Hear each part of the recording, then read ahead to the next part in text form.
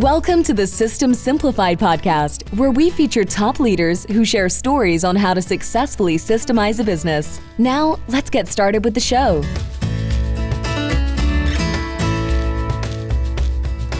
Hello, Adi Klevit here, the host of the System Simplified podcast, where I feature top founders, entrepreneurs, and thought leaders about systematizing a business. And this podcast is being brought to you by Business Success Consulting Group, where we create, document, optimize, and implement processes and procedures so businesses can grow and scale. And today's guest is Shawn Feurer. Hi, Shawn. Hello, Adi. Thank you for having me on as a guest. I'm so excited to talk business process today and how important it is to running a successful business. And also where I found some blocks that I help people with. Absolutely. And I'm so excited about today's interview because we're going to talk exactly about that, because you successfully had a construction company, right? And you had processes, but you got frustrated, and a lot of our listeners can definitely relate to it because the frustration was in terms of making sure that the processes are followed by all. And that is a key roadblock. And I'm excited about our conversation here because now you transformed into being a coach because you figured out what are the things that are blocking people from actually implementing processes, from actually being able to be successful in their business. And I agree with you. We're going to talk about that. It's about mindset. It's about the decision. It's about starting with that first of all. So, Shawn, before we get into that conversation that I'm super excited about, tell me more about you. Tell the listeners more about you and the road that led you to where you are today. Yes, I'd be happy to share. So, like you said, I grew up in business process. I was raised by my stepdad, who I met when I was 6 years old. He was an entrepreneur. He had a small home improvement business, and I literally grew up working in sales, production, administration of the company. And we had a very systemized business, and it worked very well.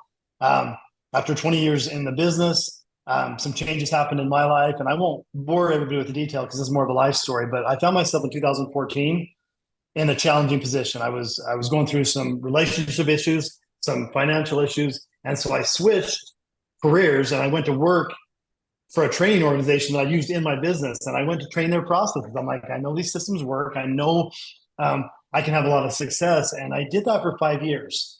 And this particular company I worked for is a sales and business training organization just for the home improvement industry.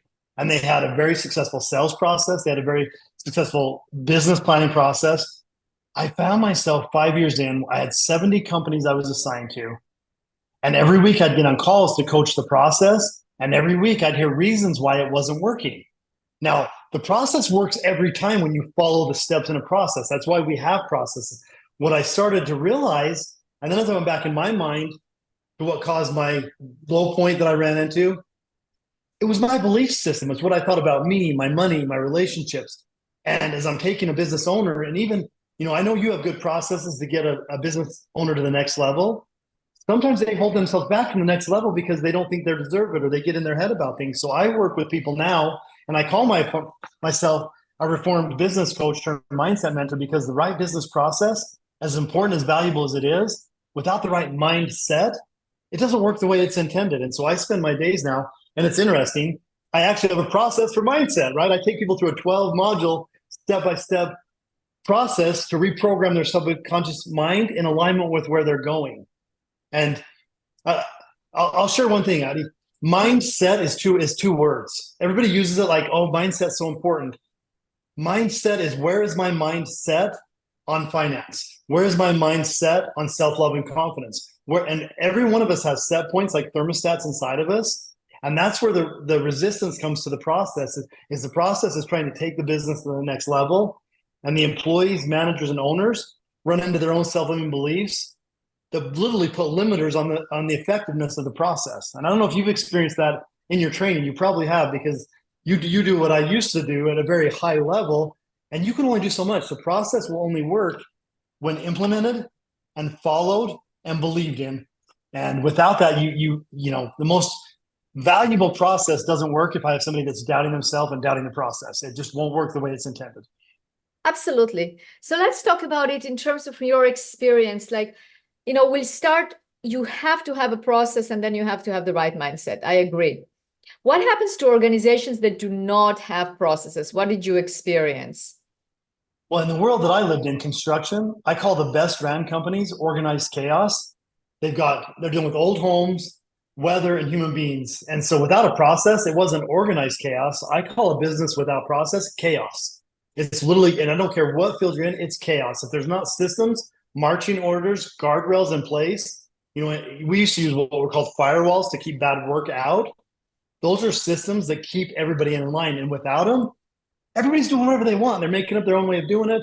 And even with them, they sometimes still do that. But yeah, to me, a business without a system, I mean, success leaves clues, and successful businesses all over the world in every industry have process. I mean, McDonald's, love them or hate them, that's a franchise that is very systemized. And if you go to Hamburger U and you graduate and you use their systems and processes that are required, it's like printing money from what I've heard from owners that I've talked to. It's not that hard if you follow the system and process. So, That's right. with you teach proven processes, and if it's not working for you, that's not the processes issue, that's your issue.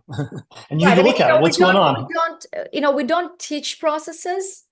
What we do is we document them, right? We create them and document them from companies. So if you have a company that does not have processes in place, so we come in and we create them and we document them, and then we optimize them, right? Because you have to optimize them as well. And then we make sure they are being followed by all. And one of the things, like, I have a 7-step system in terms of like how to make sure that they're actually followed by all. And the first thing starts with the mindset, right? With the mindset and with the belief that processes are important. So how do you approach in terms of creating it? Because I think it's very important to create it as part of the culture, right? You have to develop a culture where processes are important. So what did you find in your working with so many companies? How can we actually make sure that the understanding that processes are important actually how do we make sure it happens? I mean, and the culture in a company, I mean, individuals have these things called paradigms, and paradigms are programmed in the subconscious mind. It's the way we get dressed, the way we drive, the way we sell, the way we do things. And in a company, the culture is just a combination of all those. And you've probably heard, Adi, when you work with a company, why do you do it that way? Well, that's the way we've always done it. That's a group culture of individual paradigms coming together for an extended period of time, and it creates a company culture. And sometimes a new system optimized goes against that culture. So for me, it always starts at the top.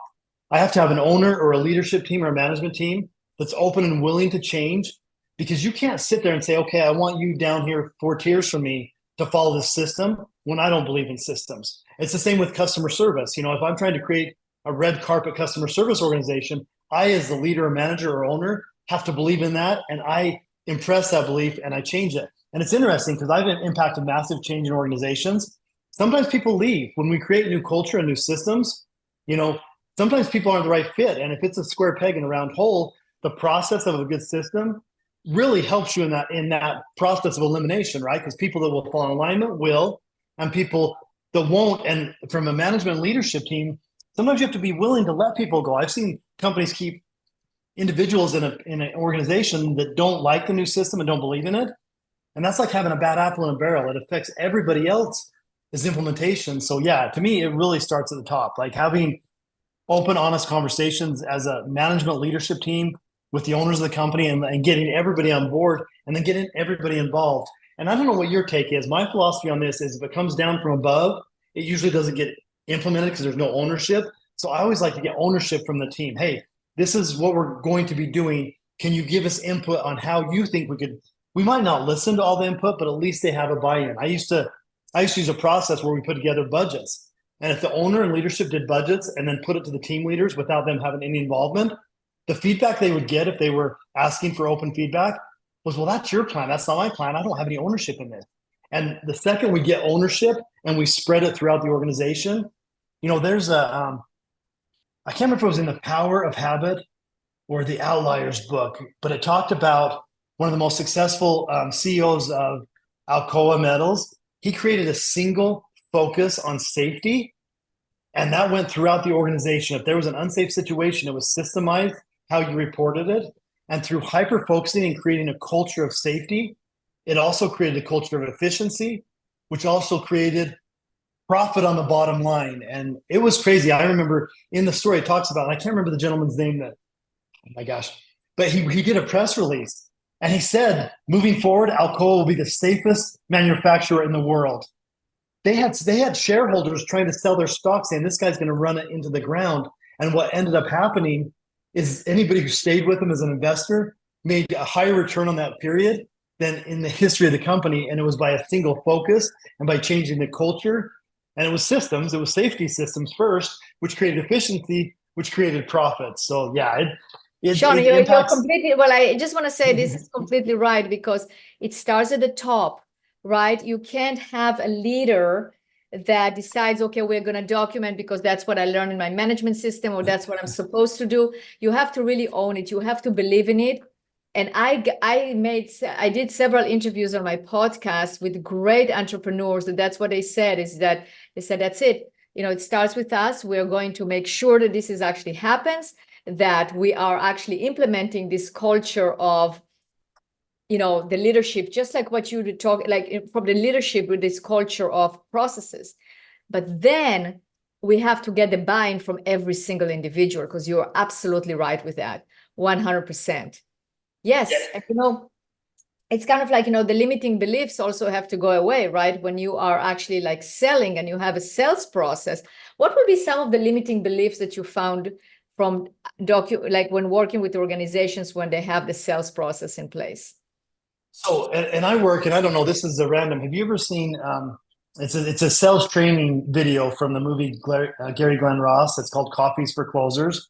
And Alec Baldwin is standing at the front. He says, put that coffee down, coffees for closers. And he goes to the whiteboard and he talks about the ABCs of selling, always be closing.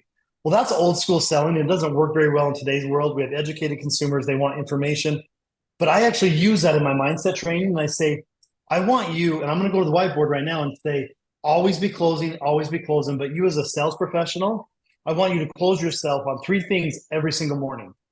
100% belief in the company, 100% belief in the products, process, and pricing that you're implementing.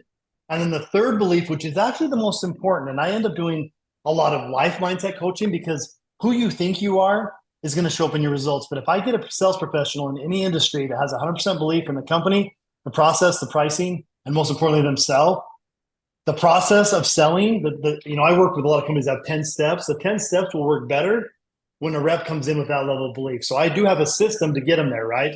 And a lot of times it does go back to childhood, the way we were raised, and we call them self-limiting beliefs. I call them outer limiting beliefs, because they didn't come from us, they came from other people. So I remove outer limiting beliefs. Let's talk about the company, belief in the company. I like that one. So what do we need to do as business owners to actually make sure that our employees believe in the company? Like, what are some of the aspects that you encountered to actually make the employees have that belief in the company? Integrity, and do what you say you're going to do. So many times leadership teams and owners come in with big ideas and promise a lot of things to the team, and then there's no follow through from the top. So I think, and again, it all starts at the top. Be a person of your word, have integrity. I mean, that's part of a culture, right? Do the right thing. And a lot of companies have core values, and I think it starts with that. If you want buy-in, in today's world, more and more people are less concerned money first. They want a place where they're seen, heard, valued. And to me, that starts at the top. And this is where I go inside. If you as a business owner don't see and value yourself, you're going to have a hard time doing that. So I have worked with a lot of high-level executives and individuals that run very profitable large organizations, and they have to work on their self-love and confidence so they can create culture inside of the company that is in alignment with that. For sure. But we're talking in terms of like, I agree, but then we also need to make sure that we are creating that culture where you also communicate.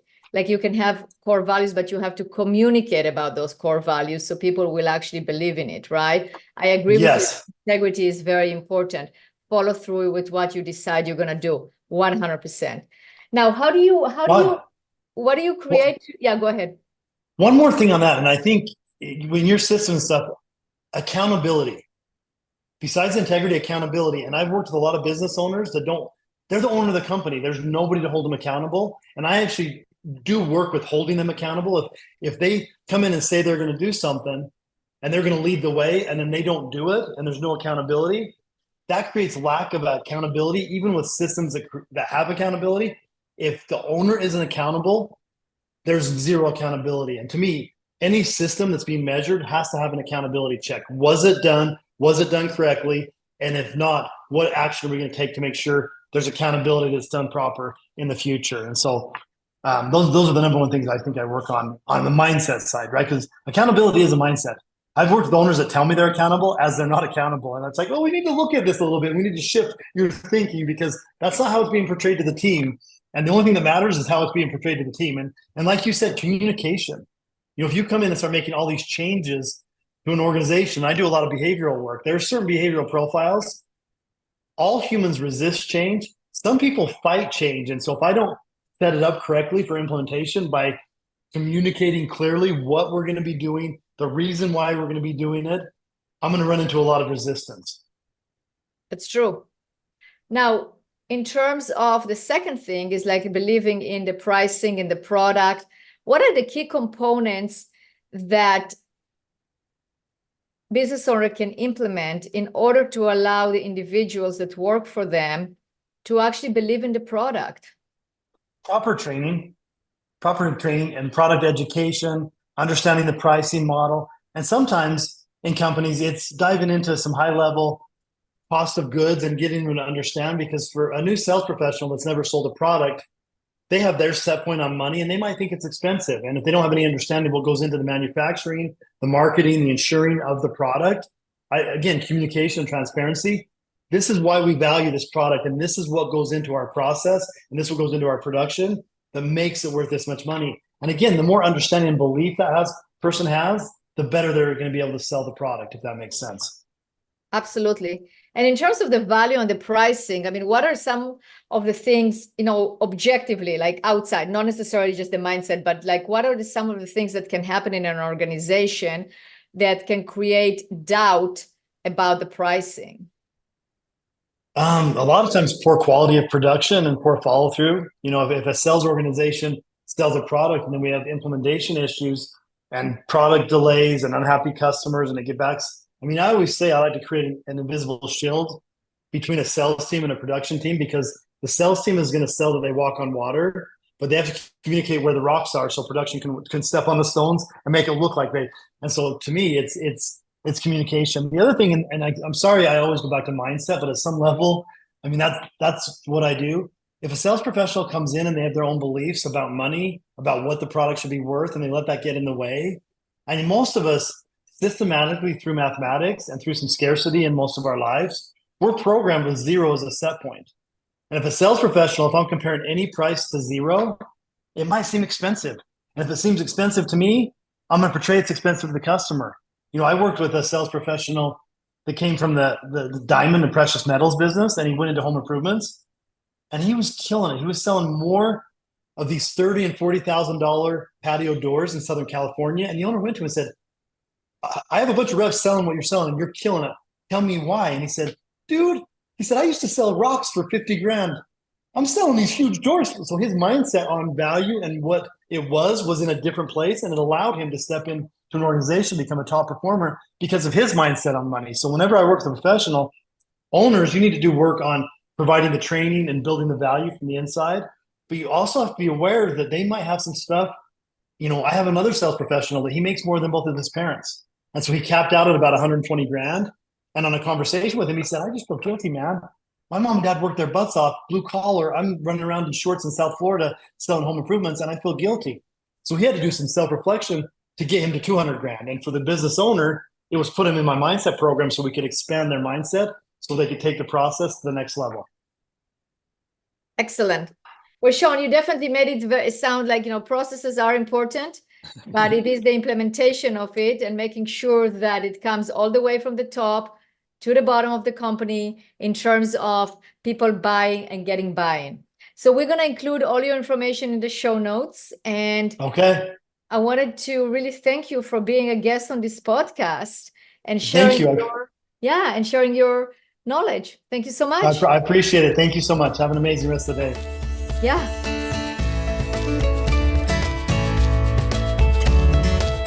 Thanks for listening to the System Simplified podcast. We'll see you again next time, and be sure to click subscribe to get future episodes.